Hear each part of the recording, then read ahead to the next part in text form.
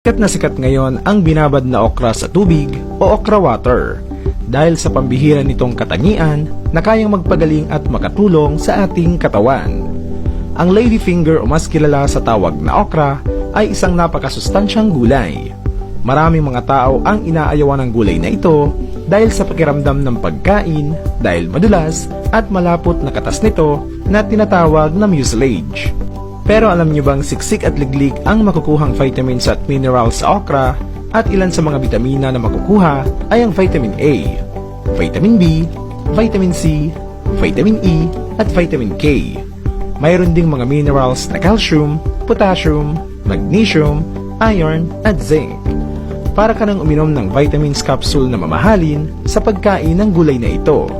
Bukod pa sa mga nasabi, naglalaman din ang okra ng mucilaginous fiber na mabisa sa metabolismo ng ating katawan.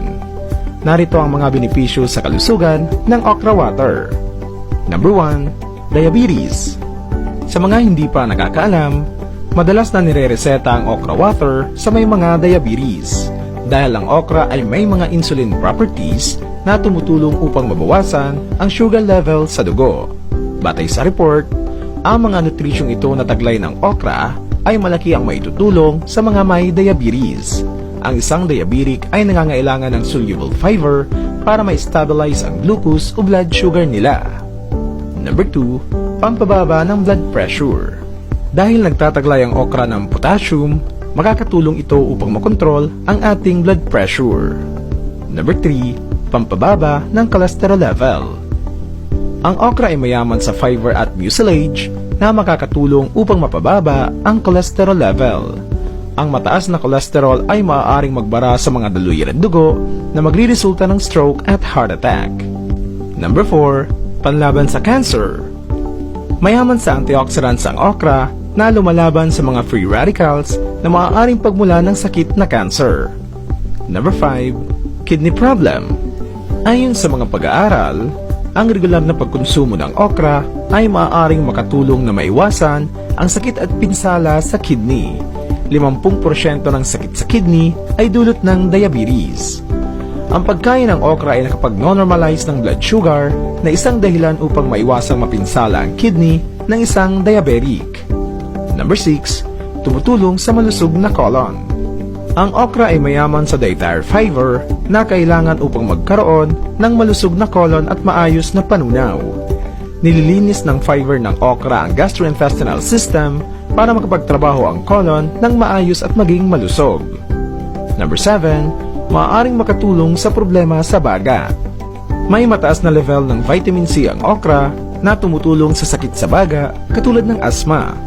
Ayon sa mga pag-aaral, ang pagkain ng mga prutas at gulay na mayaman sa vitamin C ay maaaring makabawas ng sintomas ng singasing sa mga bata. Number 8. Pampalinaw ng mata. Makakatulong ito sa kalusugan ng mata dahil nagtataglay ang okra ng vitamin A, lutein at beta-carotene na kailangan upang makaiwas sa paglabo ng mga mata. Number 9. Panlaban sa stress. Ayon sa mga medical na pag-aaral, ang mga buto ng okra ay nagtataglay ng antioxidants na mabisang bagay upang mawala ang stress sa katawan. Kaya kung nararamdaman mong palagi kang balisa at stress, makakatulong sa iyo ang okra water.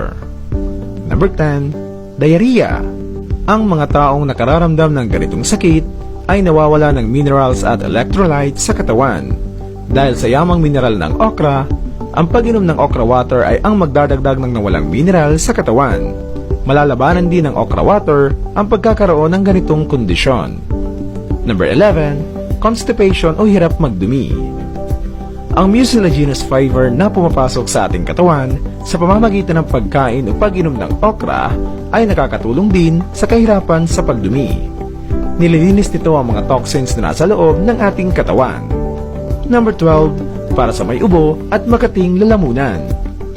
Ang malapot na katas ng okra ay mabisang gamot sa sore throat at ubo. Ito ay dahil sa naglalaman ng antibacterial properties ang katas ng okra. Number 13. Pampalakas ng resistensya. Ang resistensya ng katawan ang pangunahing priority natin upang malabanan ng sakit.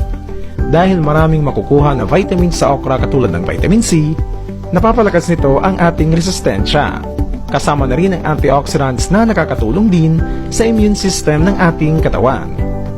Number 14, pampaganda ng balat. Ang pag-inom ng okra water ay sadyang maraming naitutulong. Bukod sa resistensya, pwede rin itong pampaganda ng balat. Dahil sa mga antioxidants na nakukuha sa okra, nililinis ang dugo na dumadaloy sa ating katawan. Sa pamamagitan nito, naiiwasan ang pagkakaroon ng tigiyawat. Number 15, nagtataguyod ng malusog at maayos na pagbubuntis. Ang okra ay mayroong vitamin B na nakakatulong sa pagmintina at paggawa ng mga bagong cells katulad ng folate na isang mahalagang aspeto sa maayos, ligtas at malusog na pagbubuntis ng ina.